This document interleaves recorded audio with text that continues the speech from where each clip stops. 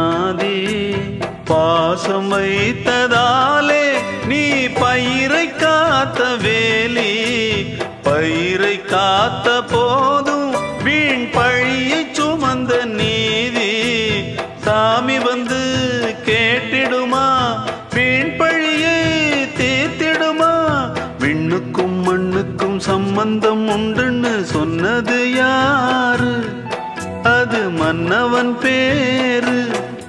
அந்த வானத்தை போல மனம் படைச்ச மன்னவனே